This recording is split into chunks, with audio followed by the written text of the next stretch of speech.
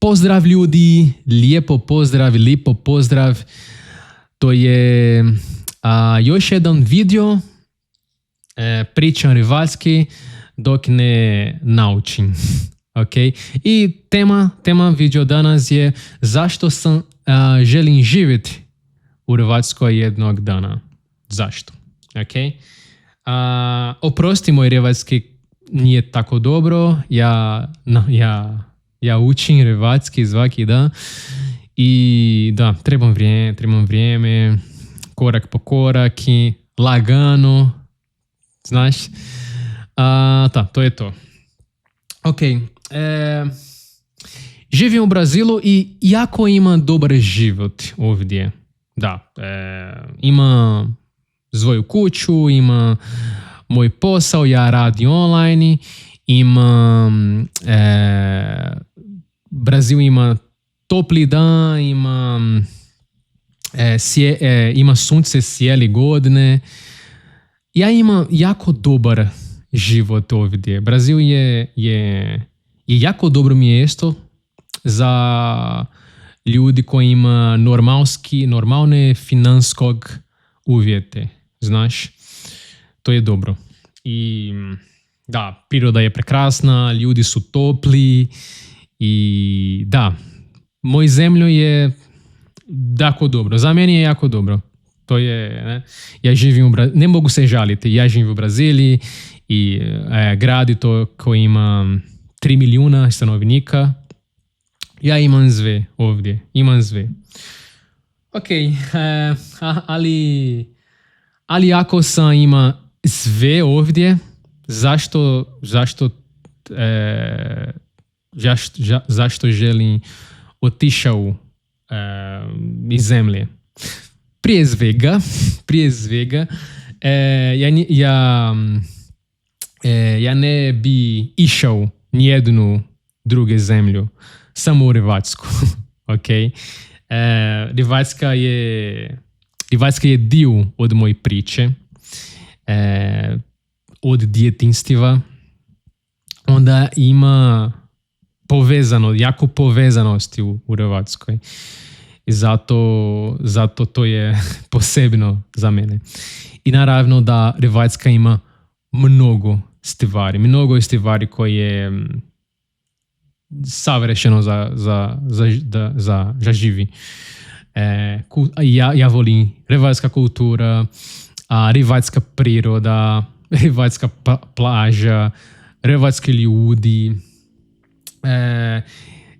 Hrvatska ima snažan osjećaj domoljubi, ako ne se varam, domoljubi. To je patriotizmu, domoljubi, I think, mislim da. I da, ima bogatu kulturu, ima da, teško da mislim, ok, bogat kultura, vjeru u Boga, da, to je jako važno. Odlični su na sportovima i naravno u nogometu također. Onda, da, kulturološki Brazil i Hrvatska su toliko slični. Da, ima neki razlike, ali to su jako slični. I da. Moj san je živjeti u Hrvatskoj. Nastavio bi raditi online.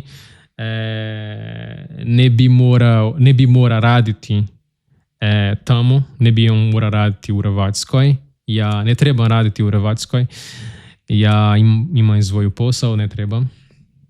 I ja želim naravno da ima obitelji i raditi u Hrvatskoj i volontirati u crkvama. Volontirati u crkvama u Hrvatskoj. Kužiš? Ima smisla? Da, crkvama. Da, to nije jedina je množina. Da.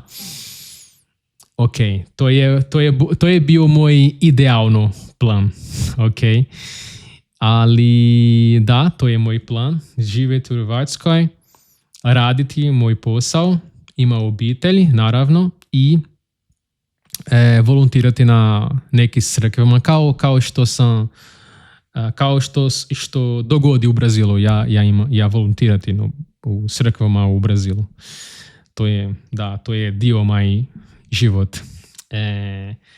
Ali ako se to ne dogodi, sve u redu, nije problema. Želim se jednog dana oženiti i imati djecu. Trenutno upoznaje i nove ljudi, nova cura, ovdje u Brazilu, Brazilka, da. I kad se oženi, pitat ću svoju ženu, ti želiš ići sa mnom za Hrvatsku, želiš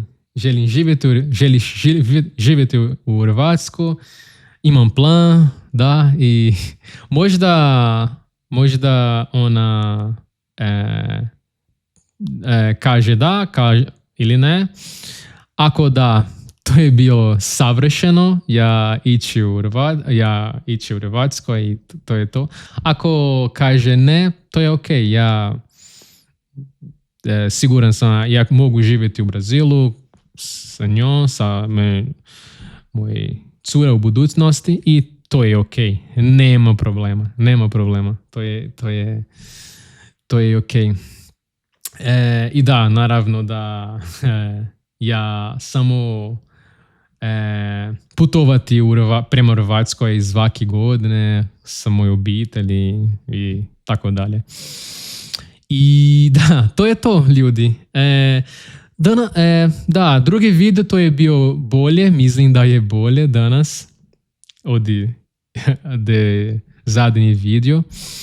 I da, ima puno stvari koje sam volim u Hrvatskoj, ali to je samo teško za mene pamtiti. Ne sjećam se, znaš, samo govoriti spontano, to je teško za sjećam, pamtiti. Znaš, ja osjećam zbunjen, ali to je sve ok. Ok, to je video danas. Ja sam objasnio zašto sam želim živjeti u Hrvatskoj. Želim puno, ali ako ne se dogodi, to je sve ok. Bog ima plan za naš život. Nekad ne znamo što se dogodi u budućnosti i to je ok. Ali ja jako se trudim na učim hrvatski, jako se trudim i razumijem više od hrvatska kultura. Ja, kao što sam rekao na prvi video, ja razgovaram sa mojim prijateljima svaki dan, snimati video, audio poruku i to, ja mislim da moj hrvatski će biti bolje u budućnosti i siguran sam da ja pričam dobro hrvatski. Sad nije dobro, sad je ok, ali da, pozitivno mentaliteta, ok? I lagano, korak po korak, malo po malo, i to je to. Onda, to je lijepo pozdrav, vidimo se uskoro i to je to.